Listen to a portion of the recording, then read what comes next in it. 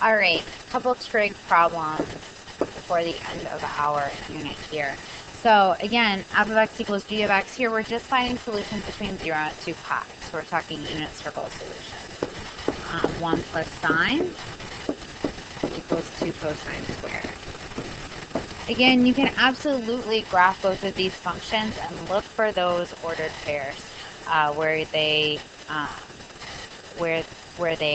overlap, where they intersect. That's what we're doing by algebra here. But we want to practice the algebra as well.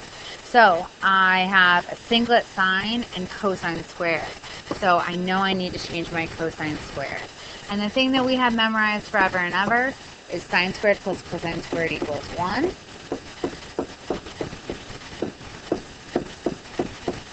And if sine squared plus cosine squared equals 1, that means for cosine squared, I can substitute in 1 minus sine squared.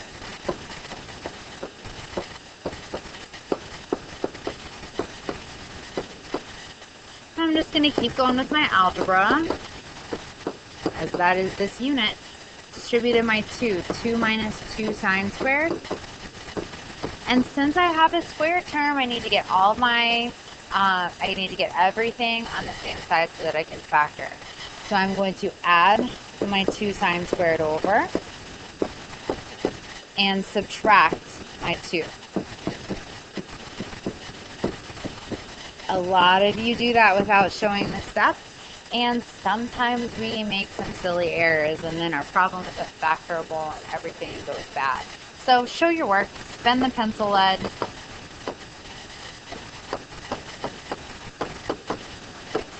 I have 1 minus 2 is negative 1. Spin the pencil lead to make sure your problem ends up correct. So here I'm going to, you can do u substitution if you would like. 2u squared plus u minus 1. 2 times negative 1 is negative 2. If I'm going to add to 1, then I need positive 2 and negative 1. From the first 2, I can take a u. From the second 2, I only have 1 in common.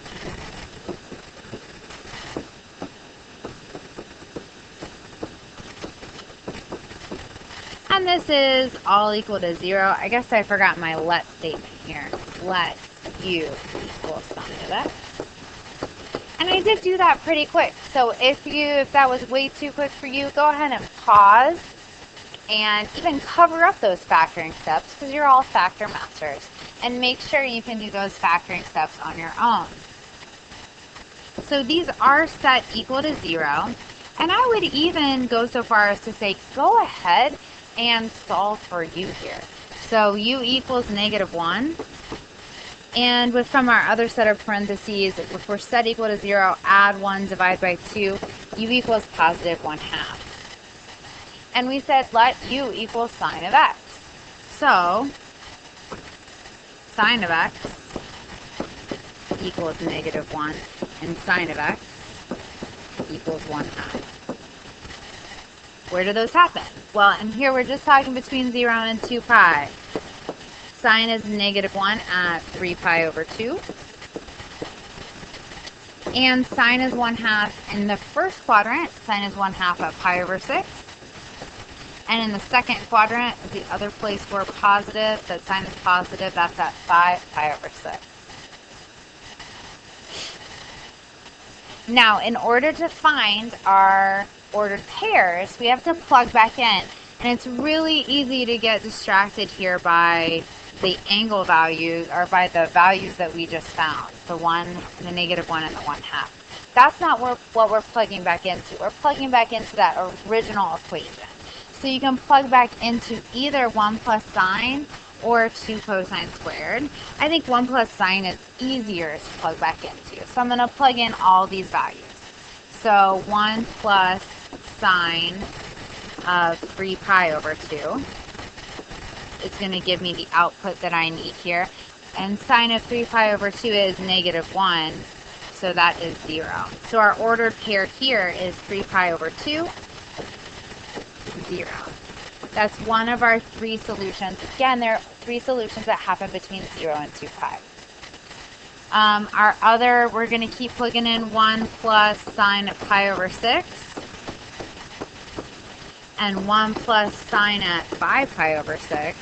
Since we know those are both positive 1/2, this is just 1.5 or 3/2. So my ordered pair here is pi over 6, 1.5, and 5 pi over 6, 1.5. That's that first trig problem. 3 ordered pair solutions.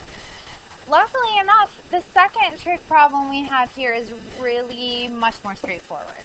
So go ahead, if you haven't tried it yet, pause the video and see if you can deal with sine squared equals 1.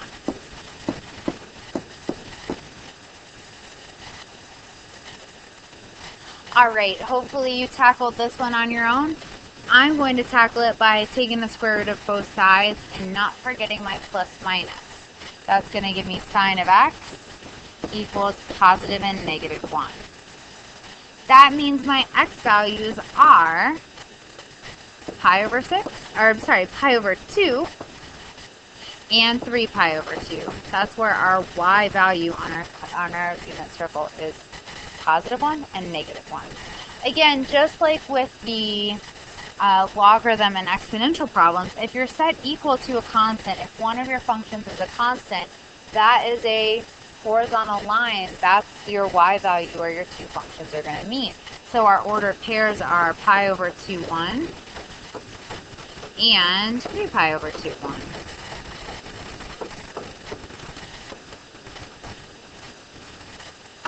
So those are the first two of your trig problems.